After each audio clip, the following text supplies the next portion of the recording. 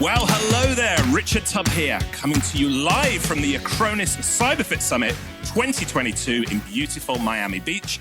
We are broadcasting live from the Acronis Cyber Studio, right in the heart of the CyberFit Summit area, where 1,500 plus of the world's top managed service businesses, IT and cybersecurity professionals have come together for 2 days of learning and networking. And amongst those 1,500 people are some true legends in our industry, and I'm joined by one of them today. Erick Simpson is somebody I consider to be one of the true architects of what we now know as the Managed Service Provider channel. Erick co-founded, developed, and sold one of the first pureplay MSPs in the industry, and then co-founded MSP University and authored 4 books, all of which I read as a newcomer to the MSP industry when I started out, and which strongly influenced me to this day. Now, Erick has got over 3 decades of experience in the IT industry, serving as an enterprise CEO, VAR, MSP, vendor, educator, advisor, speaker, and consultant. In short, this man is a true legend in our space. He's blushing, but Erick, welcome to Tubb Talk. Thank you so much, Richard. Thanks for having me. You're very kind. I appreciate those kind words. It's been quite a journey, I must say. We caught up yesterday to give you an idea of this man's modesty, and I referred to you as a legend in front of other people, and you said, "No, I'm not a legend. I was just in the right place at the right time." I think you're underplaying the impact that you've had on people like me and others, though. Well, I do appreciate that, and it's personally rewarding to hear, that my struggles and my successes and my journey, my being able to share that with others has actually helped them, and that's what really drives me these days. I love working with entrepreneurs. I love working with teams to figure out ways to move the needle together. And that's what really is exciting for me, at this point in my career. Yeah. I was reflecting back on the very first time that you and I met in person. So I said I was a bit of a fanboy of your work. And then I think it was in Houston, Texas. Mm-hmm. We got together at an event. We met in person, and you took me out to a Lucha Libre inspired restaurant, from what I recall. And me being a big wrestling nerd, that was a great time for us. That was probably sort of mid-2000s.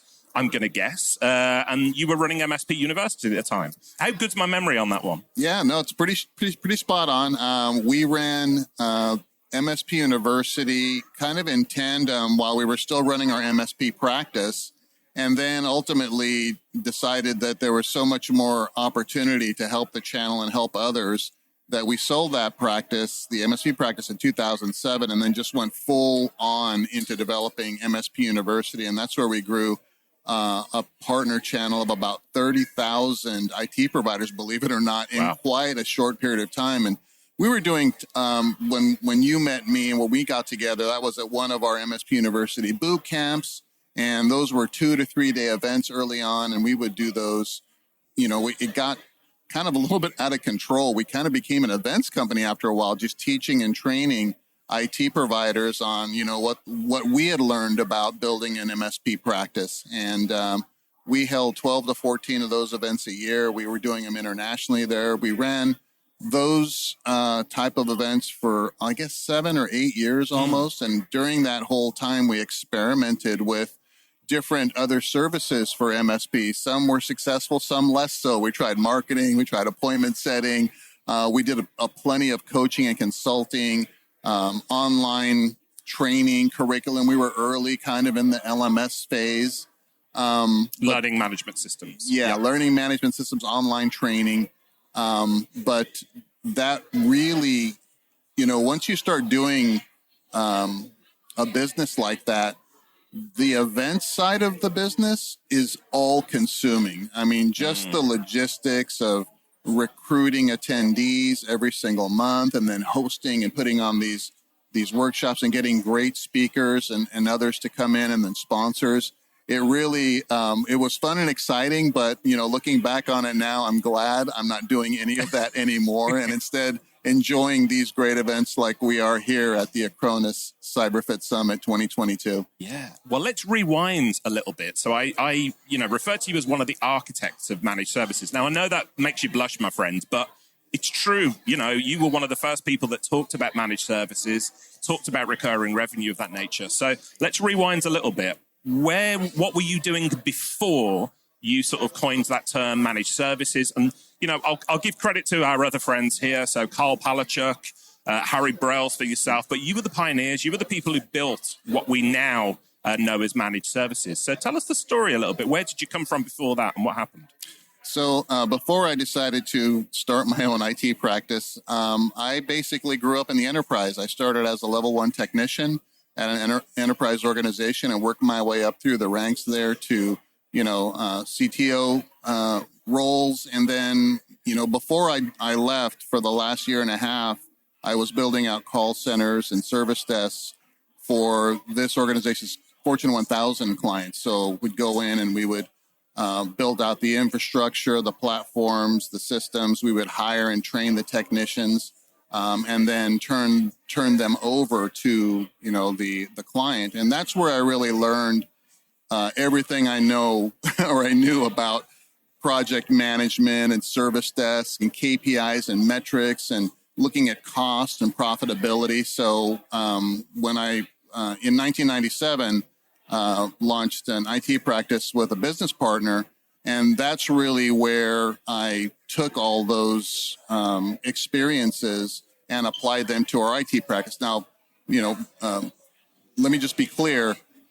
In 1997, even though I knew technology, like, many of our colleagues in the industry, we think, hey, I can do this better than, who I'm reporting to or whatever. And we hang a shingle.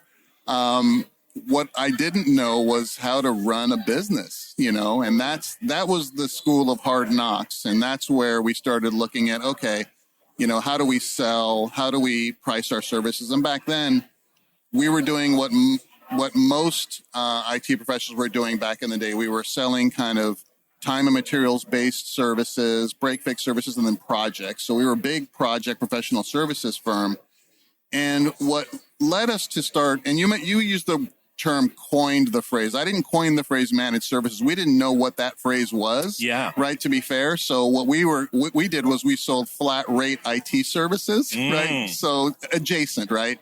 But what we were trying to do, Richard, was really get more revenue from our existing engineers. So we had a formula that we were tracking that said, oh, well, this is how much we could actually bill from an engineer's perspective based upon how many hours, they were working and what the bill rate was. And we quickly determined that to reach our revenue goals, we would have to hire something like 40 engineers in that model. And we were not interested in growing that much staff at all. So we started thinking about ways to get more from our existing technical staff. And that's when we started thinking about, well, what if we offered some sort of a subscription model, some sort of a model that would allow us to control the time that we deliver to the client and make the relationship and the performance objectives based. Like, we will do these things, we will monitor, we will respond to service tickets, but it was breaking away from that dollar for an hour kind of mindset that was candidly pretty challenging for us and super challenging for the clients that we tried to convince early on that was a good thing for them to do. So it really was a pragmatic approach to, generating more margin where we were constrained in the number of labor hours that our team could deliver to clients. And that's kind of how it started. Yeah, that makes a lot of sense. And I'm not sure if I've ever shared this with you as a friend, but one of the things that drew me to your books and, the whole concept of what we now know as managed services, my background was in corporate IT. So I was very familiar with measuring and scalability and standardization of and that nature. I was a one-man jobbing IT guy crawling under desks, fitting Ethernet cables. And I thought, well, I want to grow a business, but there's only so many hours in the day and I can't go beyond that. We've all got 24 hours in the day. And then I came across your books and the whole concept of recurring revenue and getting away from that break fix methodology, just works so well. Fascinating that, we fast forward, 20 odd years. There's still a lot of people out there doing that break fix thing, isn't there? They essentially own a job and not a business. What do you mark that down to when managed services is quite well known at this point? Yeah, it's interesting. There are quite a lot of folks that, start off kind of at that same level where, it's a more of a transactional business model. And I guess the way I would I would look at that would be from okay, well, if I'm working a job now, so I've got a daytime job or nighttime job, whatever it is, and I can only do service on the side, maybe it's easier for me to do service in a way that there's a starting point and an ending point. Like I will install that server. It'll be, 8 hours and I get paid and I'm done. And I think that allows these young entrepreneurs to kind of test their mettle, if you will. Like, okay, did I succeed on that project? Or because you have that component that is confidence that has to be built up as well, sure. Right? I mean, a lot of us, may be afraid of stepping out on our own. There's risk there, right? This is my money that's on the line now. I'm having to, and can I do this? Do I believe in myself enough to where I can risk more, right? And especially, nowadays when the economy is what it is, world events being what they are, maybe there's a component or an ingredient of kind of a risk aversion, right? And I think once you start doing that and you're not exposed to communities and haven't yet experienced other peers talking or being at great events like the Acronis CyberFit Summit that we're at here, you don't have that exposure and experience. Like, for instance, a real story from my migration from the corporate enterprise to private practice was in the enterprise. I'm sure you'll remember, Richard, we had very expensive tools at our disposal, right? We had HP OpenView, we had Tivoli, we had all these things that were hundreds of thousands of dollars to monitor these, now ancient networks, right? But, the enterprise could afford it. And so when we go out into private practice, and we had ticketing systems and whatnot, right? Going out on our own, I actually coded our first ticketing system, was a Microsoft Access database, later ported it to SQL, right? But it was what we needed. And there were no RMM tools, remote monitoring and management tools, when we decided to kind of, start our practice. But by the time, I guess 2004 rolled around or so, we started seeing PSA vendors out there. We saw some remote monitoring and management and patching tools out there. And that's when I said to myself, okay, all of that experience and expertise that I had, amassed building out these call centers and service desks for other people, I could now do that for our company. Yeah. And that's kind of what propelled the acceleration towards this flat fee monitoring, responding on our terms, and I knew all of the tiering and the escalation and all that, right? I wrote about that in some of my books. And that's really what kind of accelerated things. But I think, back to your question, folks that start out again, and today there's so many more communities, such a huge community of goodwill, so many vendors that weren't back in the day, didn't even exist in many cases. And the ones that did exist weren't yet MSP friendly from a pricing and a business alignment perspective. And so the industry had to grow along with the MSPs and the MSP movement together. And, I'm just lucky that I was in the right place at the right time to kind of participate in all that, because I saw the challenges on both sides and, worked as, in my own way to try to bridge that gap. And I think that's what, hopefully, helped ease that transition for a lot of IT providers, as well as the vendors that I was talking to try to, coordinate and say, look, this is what these folks need. This is how we're building our businesses. This is what concerns us. And it doesn't make sense for us to buy, 2,500 licenses of something and pay that fee until we are able to deploy those solutions. So I hope in some way I was able to, kind of accelerate that understanding that, okay, well, if we're selling things as a subscription, then let's help our partners by offering pricing models and support that align with that model. And today, I'm happy to say, all the vendors at these great events and the ones that are serving the MSP community not only get that, but what's really surprising to me, Richard, is they've taken up the mantle that I think me and my company and MSP University was fulfilling back in the day, providing that training, that coaching, that consulting. So now we're seeing vendors jumping in to accelerate that, that business enablement component for MSPs, which, I sadly didn't have the opportunity to partake of back in the day. You've hit the nail on the head. So it was about 2005 that I started my managed services journey off the back of your books. And as we mentioned, Carl Palachuk, Harry Brailsford. I was super, super fortunate, and I'm really open and honest about this, that at the time I was surrounded as this young geek, enthusiastic. I was surrounded by, the most successful entrepreneurs in the industry who wanted to give freely of their time and experience to others. Now, this is something for people outside the IT industry. It feels alien. I'm saying that the managed service industry is so special from that regard. And as you say, I spent a lot of time in the US with yourself and others learning all of this. The community aspect of it, just incredible. Really accelerated my growth, not only as a business owner, but as a human being there as well. Fast forward to today.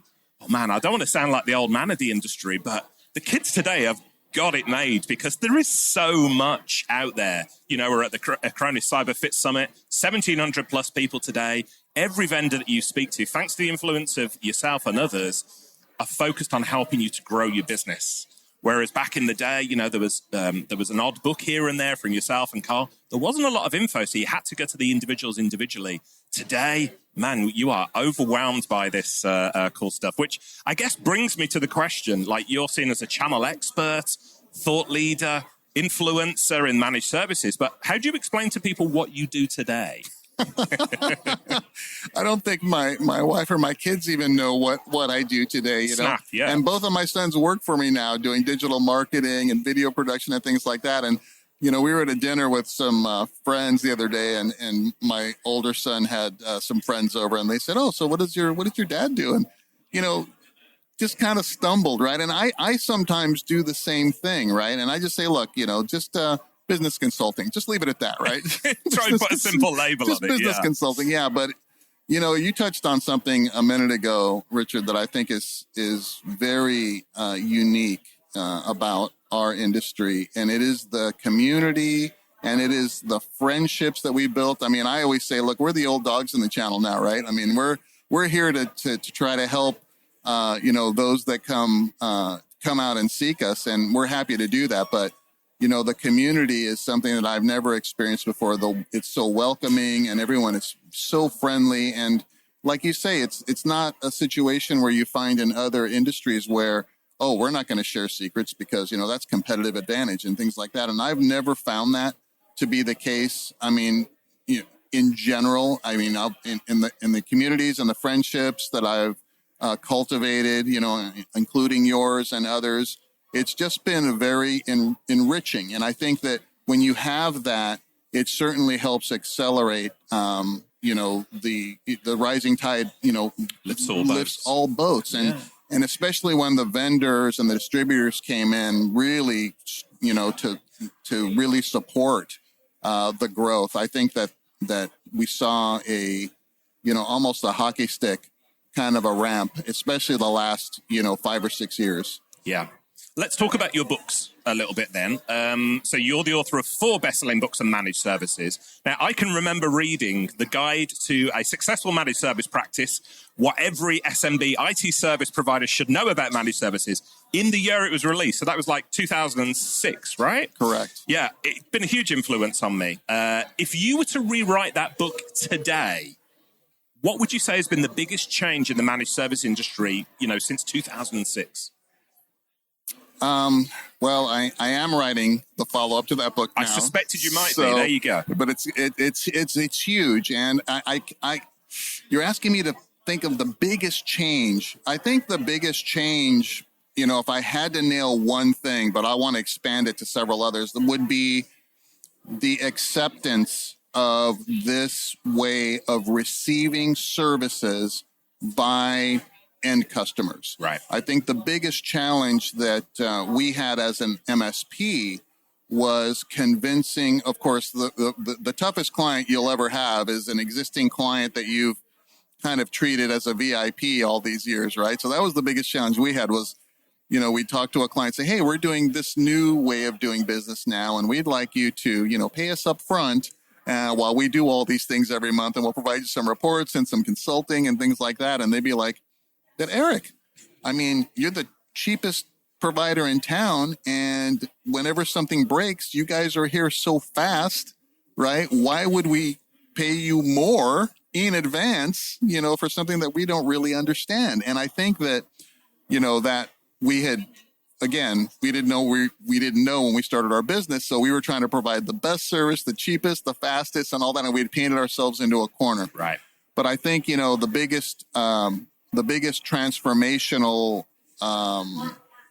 thing that I can think of is that it became an accepted way of receiving services. Outsourced IT, I think it had a negative connotation early on. Agreed. Right? And so the SMB and even, in the mid or enterprise now today, and thanks to COVID and things like that, we're even seeing a dramatic increase in co-managed IT opportunities for MSPs that were never able to sell co-managed IT to a mid or enterprise organization in the past. But because of COVID and the hybrid workforce and all that, MSPs were ready. We were in the right place at the right time. We had the tools, the processes, and we could serve the technical and cybersecurity needs of these hybrid workforces. So that was kind of cool. But I think the biggest thing was and it was because we had more and more providers promoting these services, and then, the vendors got behind it as well. And I think that was probably the biggest catalyst.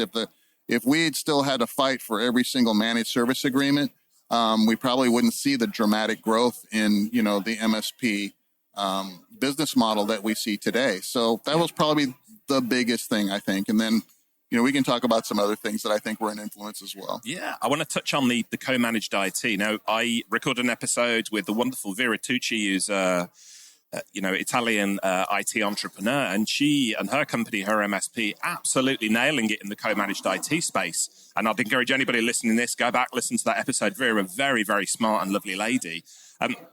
Internal IT departments saw us, and I say us as MSPs, as they viewed us really suspiciously. I'm not going to quite say the enemy, because if you think about it... Competitors. We were coming for their jobs. Yeah, they were like, well, they do things faster, better, cheaper than us. Why would we do that? Then, as you say, the pandemic came along, and I was speaking to Vera about this, and she said it really took off for her because internal IT departments, and you and I both come from that corporate IT background. We know the tools, single tenant. They're not multi-tenanted. They're focused on looking after a single customer at a time. And the internal IT departments just don't have the breadth of knowledge. They don't have the RMM tools and things of that nature. So I noticed a shift, and I wonder if you noticed this too during COVID, where we went from being, the suspicious outsiders, the enemies, to, coming in, guys, we need to have a conversation with you about this. Yeah, and today, I work with hundreds of MSPs directly, and that's what we saw. And then the other big opportunity that came along with COVID that accelerated it was, I talk about three things. It's cloud migration, it's cybersecurity, and it's, hybrid or remote workforce support.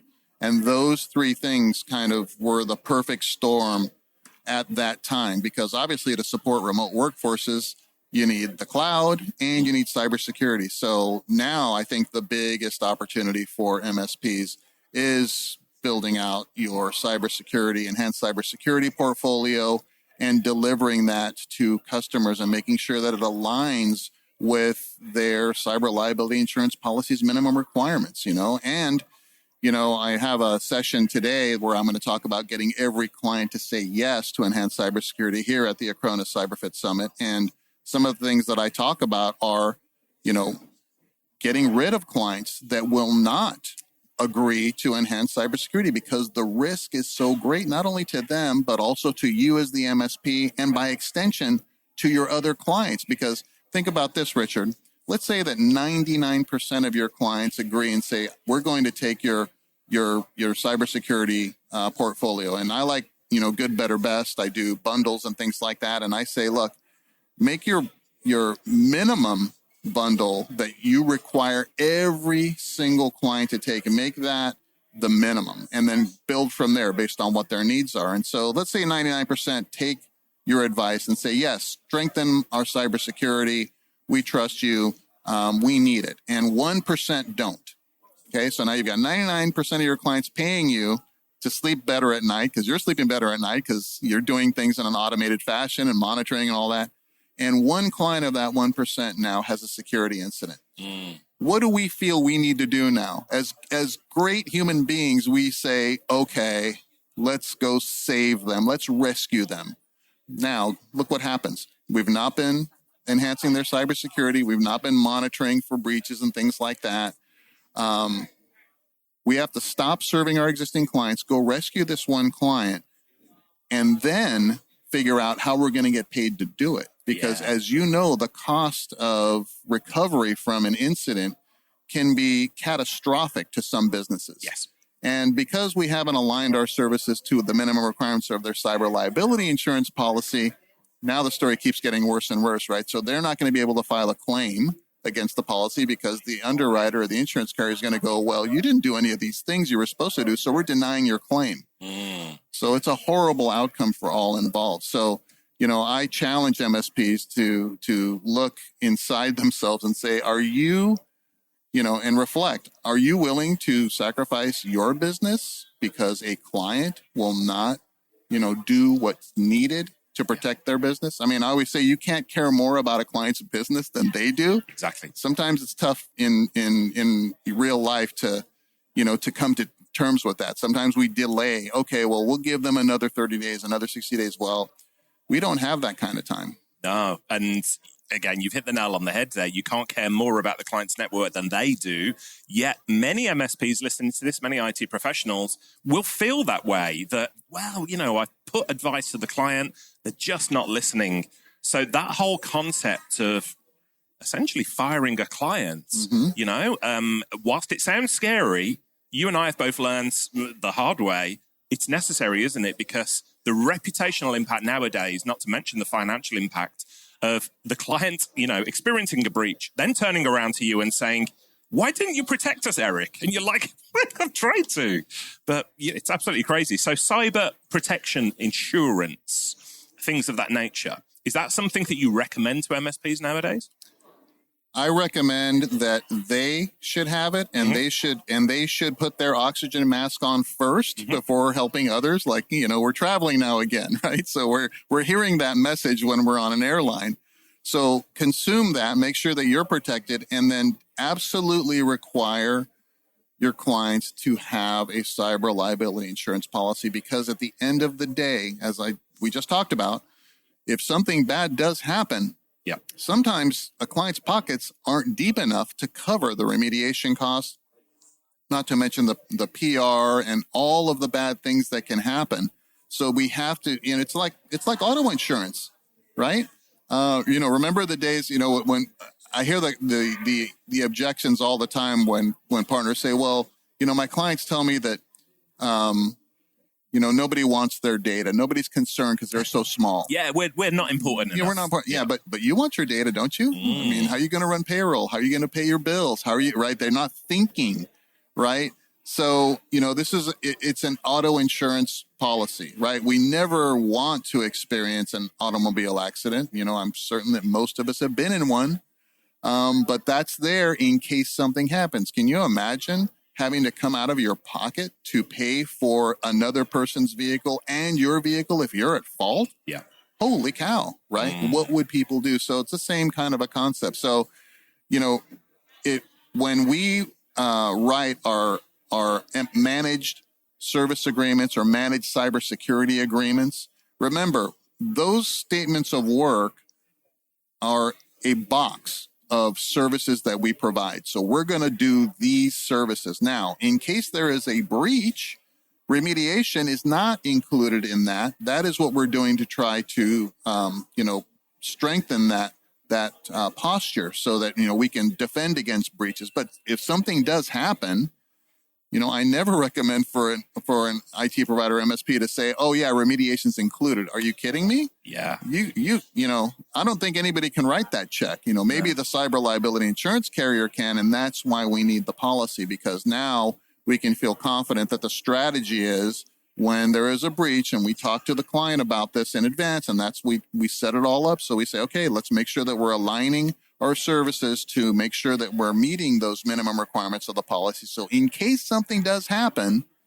right, in the unlikely event that the cabin loses pressure, there will be an oxygen mask that we can put on, which is filing a claim with the carrier and then having them, pay for that. And in many cases, Richard, as you know, some of these insurers decide to pay the ransom, right? Because they figure, okay, well, this is the best recommended way to go. And of course, that's a lot of money too.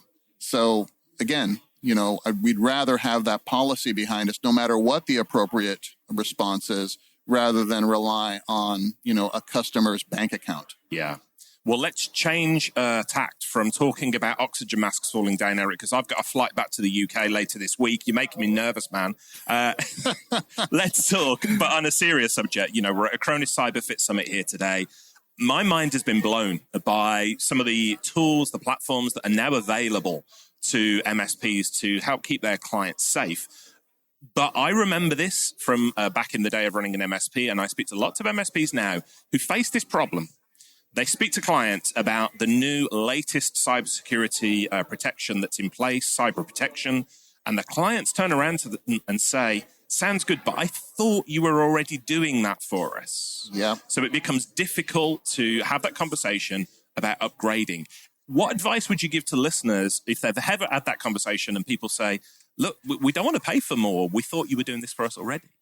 Yeah, that's probably the second biggest objection that we hear, right, when we're in the sales process with a client. If it's a prospect, they'll typically say something like, well, we have somebody that does that, right? So I'm going to weave that into the answer here. So there's we have somebody that does that. Or if you're the provider, well, Eric, we thought you were already doing that for us, right? Why you want to charge us more? So in the first case where it's a prospect, because we're going to talk about, getting new sales here, the correct response to that is, so you have someone that does that for you already, Richard? Is that correct? Oh yeah, we have somebody that does that. And what exactly are they doing for you, right? So it's just like one of the steps to unpacking an objection and overcoming it, right? So what is it exactly that they're doing for you? And maybe they know, maybe they say some things, and you're like, okay, that's okay. They're in the right ballpark, right? In your mind, you're thinking this, but then the next question is the killer. Are their services in alignment with your cyber liability insurance policy in case there's a breach, right? So I'm introducing some fear, uncertainty, and doubt there. And then the second point, and they say, well, yeah, they told me. How do they demonstrate that to you? That's the killer, right? So that's the killer question. How are they demonstrating that they're doing these things for you, and that if there is a breach, you will be successful in filing a claim and getting it approved with your insurance carrier, right? So right. I want to raise a little bit of a wedge, right? I want them to think about, I'm not sure if they are or not. And then you can say, well, look, why don't you allow us to do a cybersecurity assessment for you, right? It's non-intrusive, and you have a way to say, look, wouldn't you appreciate just having a third party objectively give you a scorecard on exactly what your cybersecurity posture is today? And that's the key, right? You're trying to close them on that assessment first, because that's where it's like back in the day, Richard, before, when we had our MSP, it was always the backup. We always did the backup assessment, and twice out of probably hundreds of backup assessments did we do that. We didn't find something wrong that we could point to and try to win some business, right? So same thing with this. Now, if it's an existing client and they say, well, Eric, what are you talking about? We thought you were already doing this for us. Why do you want us to do something different and pay more for it? And I'm going to go back to an automobile analogy. I'm a car guy. Sure. I like restoring cars, in my spare time. That's what kind of takes my mind off of things. And so, I'll go back, and I heard this from a cybersecurity speaker at another conference, and they said, and I'm going to swipe it because it's relevant.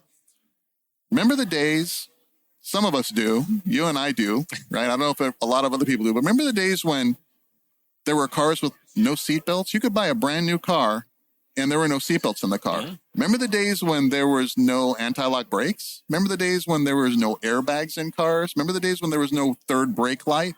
So all these safety enhancements come along as we identify risk, right? And we're trying to protect the occupants of the vehicle. And so the conversation is similar. And please, listeners, use this in your existing client conversation. Say, well, remember, the days when there were no seatbelts and anti-lock brakes and things like that? The risk has evolved. More cars on the road, more drivers, et cetera. So we have to adapt. And the cybersecurity risk, yes, 10 years ago when we set you up with IT support and cybersecurity and antivirus and anti-malware, it was great for then, but we've got to put some anti-lock brakes on. We got to put some airbags in. We got to put that third brake light because these cyber criminals have advanced well beyond those days. And, it's my responsibility, Richard, to make sure that I'm advising you to protect you from these things.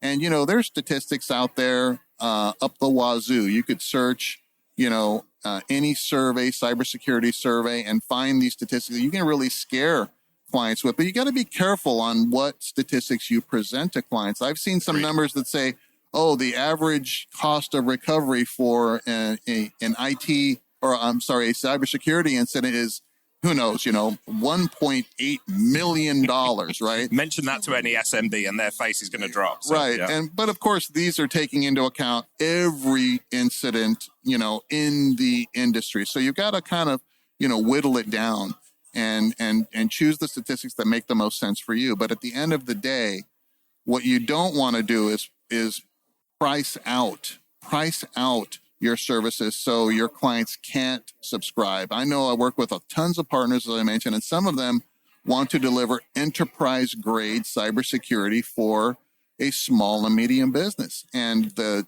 price gap between what they're currently paying you for MSP services and what you want to sell them for cybersecurity can sometimes be 2 or 3 times higher than what they're paying. So you've got to be, you have to take that into account when you're pricing your services. And so that's why I say you can have a good, better, best bundle of services, and you'll build bundles for 2 audiences. So if you have existing clients today that you haven't got them to sign up for enhanced cybersecurity, that will be a bundle just adding additional cybersecurity to those existing agreements. And we typically do that with a statement of work that's added to your existing MSA, right? Now, for new prospects, you're going to have the hybrid solution. So let's say you have a good, better, best bundles of managed services plus cybersecurity. So now, let's say your entry-level bundle is not just managed IT services. It's managed IT services plus your essential package for cybersecurity, and that becomes your new offering for that one. Same thing with better and best. So when I say you're building bundles for two audiences, the existing clients, you don't want to sell them a whole new agreement with everything in it now and have that big sales conversation and potentially have objections that may drive them to go find another provider. You just say, look, it's only going to be an extra so much per month, which doesn't seem too much more than what they're, paying now. Maybe 30% more a month is probably reasonable.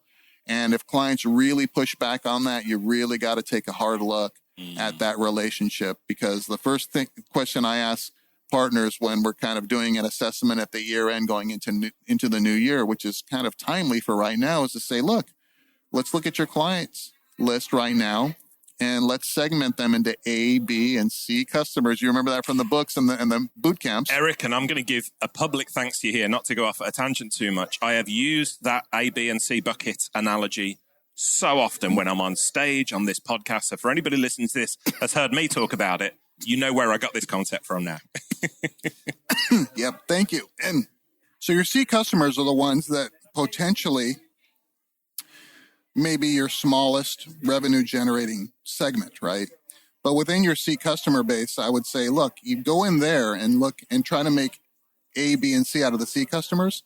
And for the C of the C customers, ask yourself, would I be more profitable if they weren't my client, right? I mean, and it happened to us in our MSP. We had some C customers that after the final analysis were like, yeah, we'd be more profitable if they weren't our customer. But we always have the hope, the hope that, hey, their business is going to grow. We're going to be there for them. We're going to help them. But, quarter after quarter after quarter of zero profit or low profit on these customers, it's a double-edged sword, because not only are you not being as profitable as you need to be, but the other side of the sword is they're taking a service position in your client list. Yes. That's preventing you from finding another A or B client.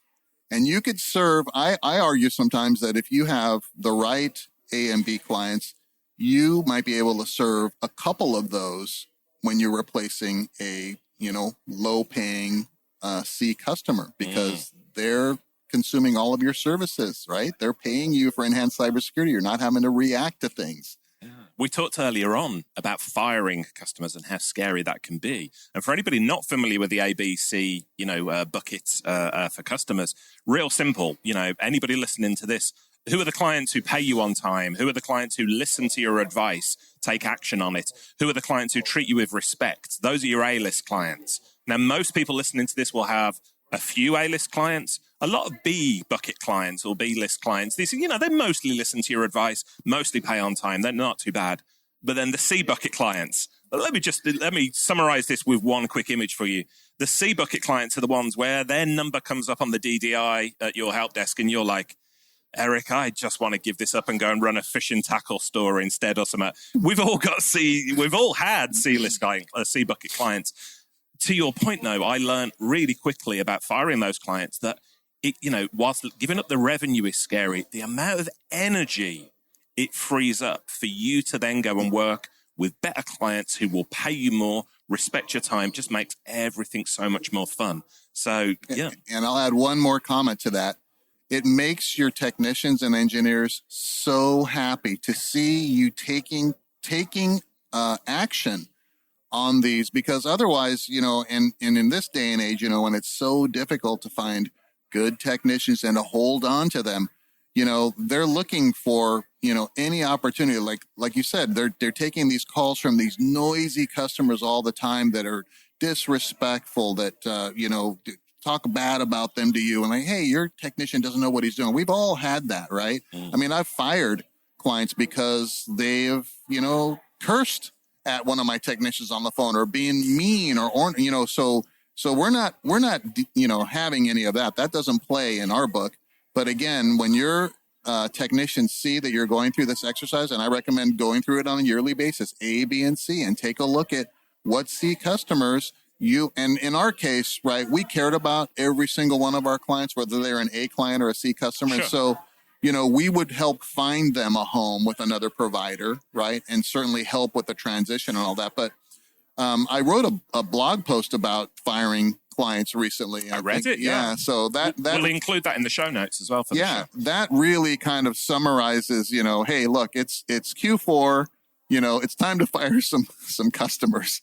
And I think it generated quite a bit of buzz, a lot of commentary, because, some folks agree with it, some folks don't agree with it. But I think I lay out the case pretty successfully. And I used a sports analogy, right? In that when you're trying to get to the championship, whatever sport it is, football, soccer, baseball, whatever it is, you're trying to get to the championship, you've got to make some player trades along the way. You've got to put together the right team to help you get to the championship that year. And, you're trying to build a very successful MSP practice or MSSP practice, whatever it is, and you want to serve better and better clients. And so going through an ABC assessment every year, making more room for better A and B clients, you're making those player trades that help you get to your business championship every single year. Yeah. You are on fire with the analogies, by the way. The auto, with the cyber security, that really works for me. and the sports thing, this is why I look up to you, Eric. You've got these stories. So we are here live at the Acronis CyberFit Summit, and we're in the beautiful Acronis Cyber Studio, which is a weird experience for us, isn't it, Eric? For those of you listening, we're sat in a studio with glass walls, literally in the middle of the summit there. People are walking past. People are watching us record this podcast. We're waving at people as it goes. Really enjoying the experience. It's somewhat unique, somewhat different. For anybody, go ahead, sorry, Eric. It really is the biggest human fishbowl I've ever been in. Yeah. I don't know about you. Oh, definitely. I've never done this before. So, yeah, we're encased in glass here on display for all to see. It makes me feel a little bit, the US breakfast morning shows, when they have them in Times Square, you can see all the people walking in the background. It's a little bit like that. We'll post some photographs so you can see what we mean to the show notes. For this. So we've got people looking in on us now, and a lot of listeners are going to understand a little bit more about Erick Simpson. But I want to ask you as a friend, I want to understand what makes Erick Simpson tick. So, I've been in this space for like 20 years now. I still get excited speaking to MSPs. I know you do too. You've been a channel leader for 30 years. That's about right, yeah. And, what makes Erick Simpson get out of bed every morning at this point in your career? Well, you're very generous. Thank you again. And I don't know if I've been in the channel for 30 years. I don't know if, I've been a leader for all of those years, because that takes, dedication and wanting to, improve yourself and that. And I think what excites me at this stage of my life and career is just, building great relationships with folks like you, Richard, and other colleagues that we've talked about on the show so far, and really working with folks that want to make things happen. I like being part of movements. I like seeing business growth. I like speaking to audiences. I like the energy of interacting with like-minded folks, and the community here is just so amazing. And having the opportunity to speak and work with folks to help them really grow. And the flip side of that is I really enjoy learning from the experiences. I read there's a book out there, and it's called $1 Million Consulting by Alan Weiss.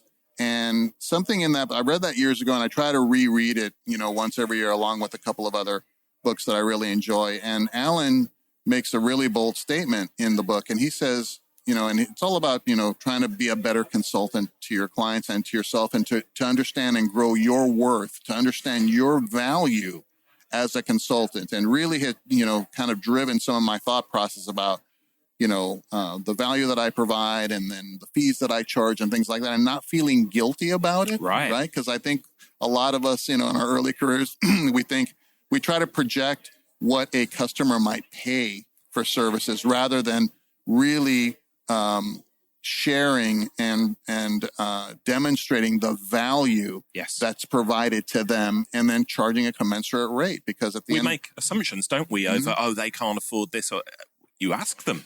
Yeah. What's the worst that they happen? They pull a face and say no. Exactly. So Alan says, if you're not learning something new from every consulting engagement, and I expand that to any engagement, coaching engagement, conversation, I've expanded that in my brain. He says, if you're not learning something new, then not only are you doing yourself a disservice, but you're doing your clients a disservice. And, when you unpack that, and I realize that, like right now, for instance, here's a great analogy. So I've always done a lot of work in helping partners price and bundle their solutions and do that. And we've been doing a ton of cybersecurity work in that area. And I just started learning about the vast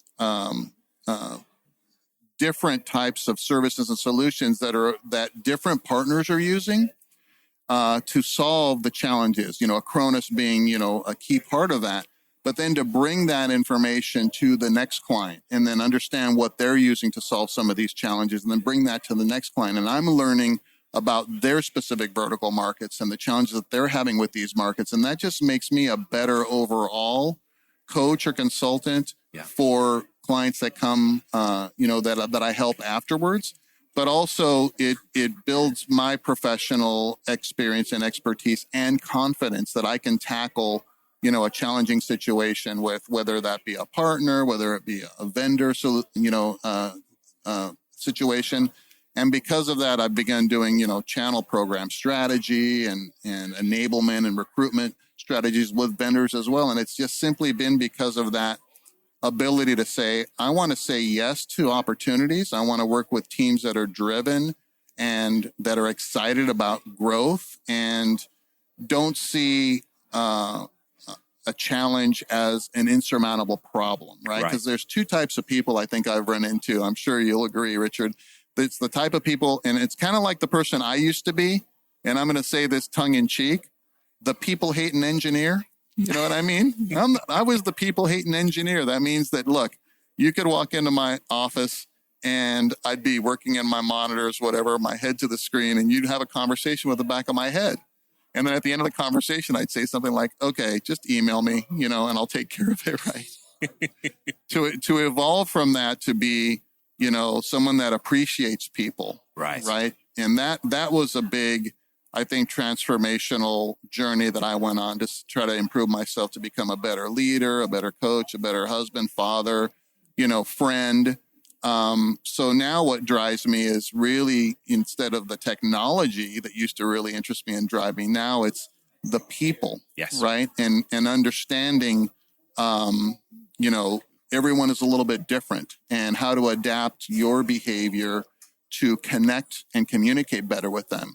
And I think that, that's something that I would hope that all MSPs would learn, because it really helps you have better conversations with existing clients, with your staff, right, with prospects, to really understand what you asked me, what makes me tick. I mean, how often do we as MSPs ask our clients that? Right. And in fact, that whole ABC customer segment thing, I didn't come up with. That came from a customer, a client of mine in my MSP when I was trying to, evolve personally and try to become more strategic. And so I started asking clients, hey, so, what is it that you want out of your company? What is it that you want to do?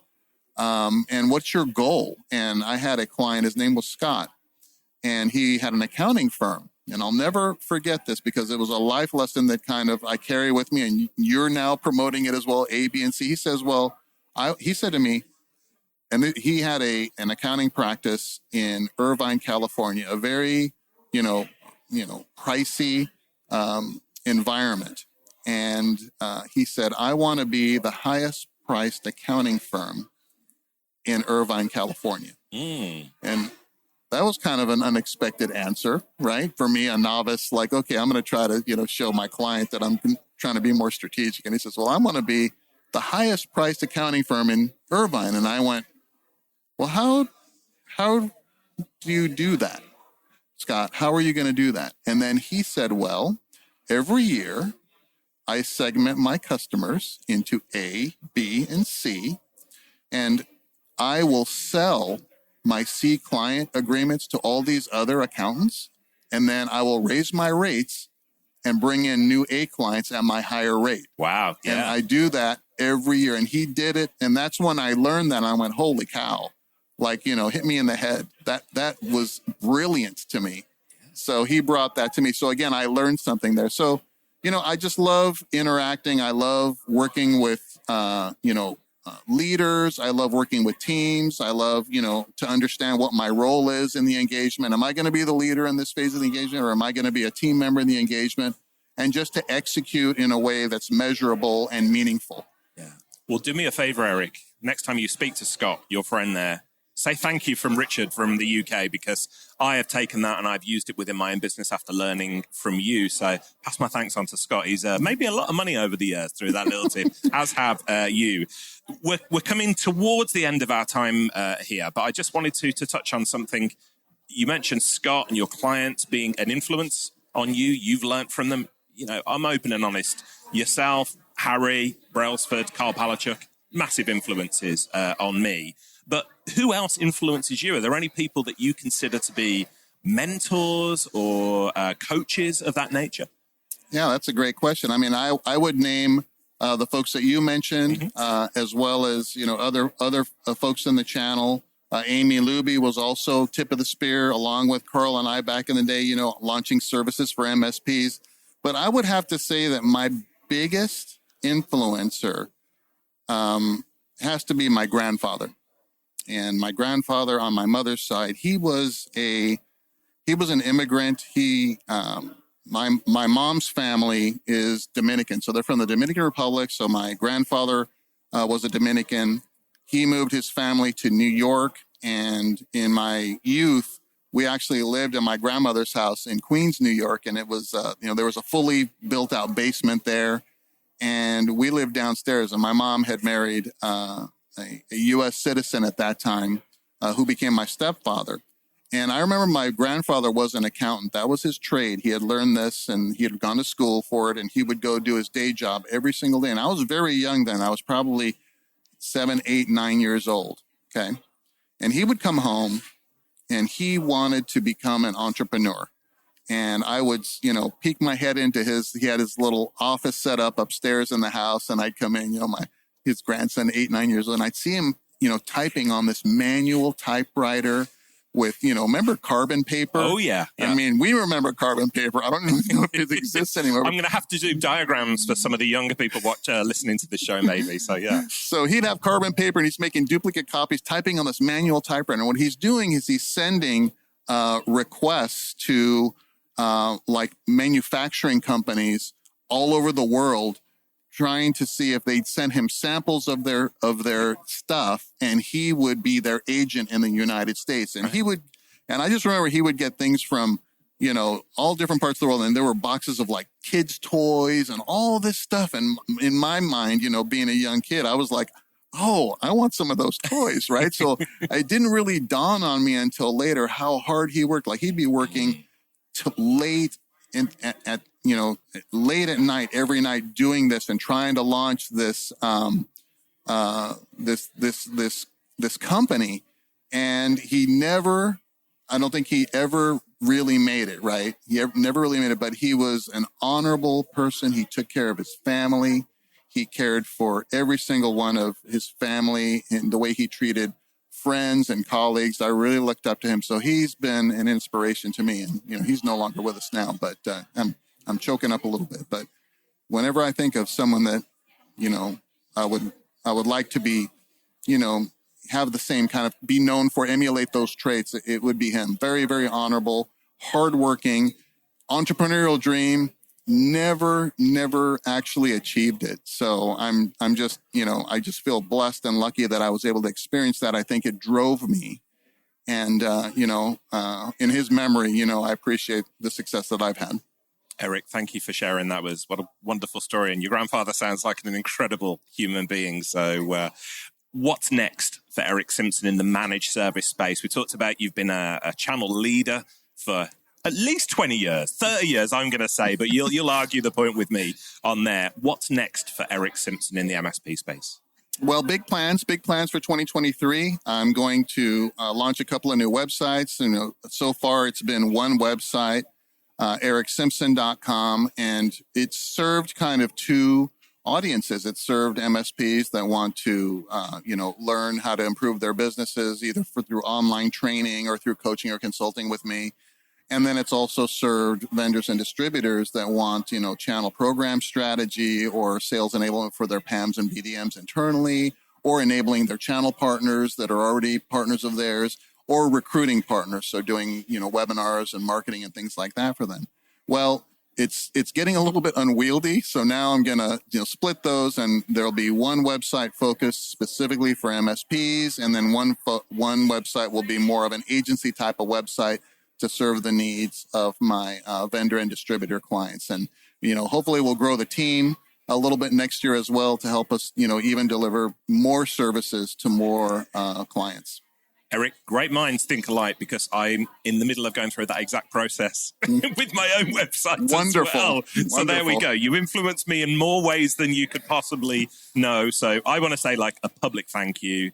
You're a great friend. I have learned so much from you over the years. And again, I'll never forget the time you took me to a Lucha Libre restaurant in Houston, Texas there. My first time spending time with you. Always a pleasure to spend time with you. Before we go, if anybody listening this wants to find out more about Erick Simpson, wants to reach out to you and continue the conversation, where's the best place for them to find you? Well, for now and in the future, we'll still keep that website that'll kind of direct folks, but it's ericksimpson.com, ERACK Simpson.com. And, you can reach out to me there. Erick, you are a legend. Thank you for joining us on Tub Talk. Really Thanks so much for having me, Richard. I really appreciate it. And looking forward to continue our conversation after today's talk. Let's do it. Cheers, mate. Cheers. Hey folks, Richard here. Thanks for listening today. I know you've got a ton of options for who you listen to nowadays, so I really appreciate your support. Do you have any feedback on this episode? Ideas for future guests? Tweet me at Tubblog using the hashtag TubTalk. I respond to every tweet and really appreciate your feedback.